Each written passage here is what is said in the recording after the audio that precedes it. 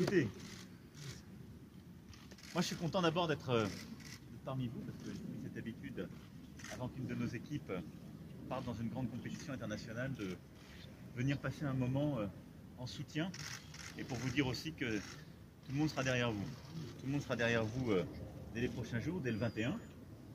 On va penser à vous dès votre installation, mais dès le 21 septembre, les Françaises et les Français seront derrière leur écran et vous sentirez ce soutien. C'était ce que j'étais aussi venu vous témoigner. Alors beaucoup ont évidemment en tête 2023, mais moi je pense à 2019 et à ce qu'on doit faire là et à ce que vous vous êtes préparé à faire.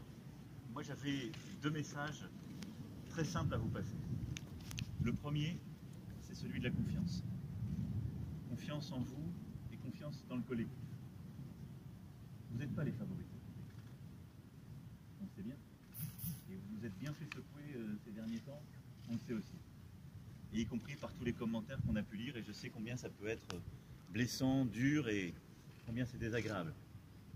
Mais je sais une chose, c'est qu'en sport, rien n'est jamais écrit. Et pas qu'en sport, vous me direz, mais en sport, c'est aussi vrai. Et si on avait le résultat d'une compétition au début, ce ne serait pas la peine d'y aller. Ça se joue sur le terrain. Et donc ce sera dans votre main. Je suis sûr d'une chose, c'est que sur le terrain, celui qui a peur, celui qui ne croit pas en lui, il n'a aucune chance de gagner. Et je vous ai regardé, ce que je disais en arrivant, je trouve que cet été, quelque chose s'est consolidé. Je trouve que ce qui ressort de l'équipe, de vos visages d'ailleurs là, et puis on va le voir ensemble dans la discussion, c'est beaucoup plus de sérénité que ce qu'on a pu voir. C'est quelque chose aussi de nouveau. Et moi, j'ai pas besoin d'avoir l'équipe de France championne des test matchs. C'est maintenant. Et donc, ayez confiance en vous. Ayez confiance en vous. Parce que moi, j'ai confiance en vous et les Françaises et les Français aussi. Et le deuxième message que je voulais vous délivrer, c'est celui de l'exigence. C'est ce qui vous a fait. C'est ce qu'il y a dans ce sport. Exigence dans vous-même et dans le collectif. Comme rien n'est écrit, tout dépend de vous. Vous vous êtes entraîné dur, vous vous êtes préparé dur cet été, et cette compétition sera dure. Et il n'y aura pas de phase d'attente, vous le savez très bien comme moi. Dès le premier match, compte tenu de la poule que vous avez, on sera dans le dur. Et on saura si on y est ou pas. Et vous le serez. Et les valeurs qui font le collectif, cette solidarité, cette humilité, cet engagement, c'est ce que vous devrez porter dès le début. Et donc, ce que j'attends de vous aussi, c'est l'exigence individuelle et collective.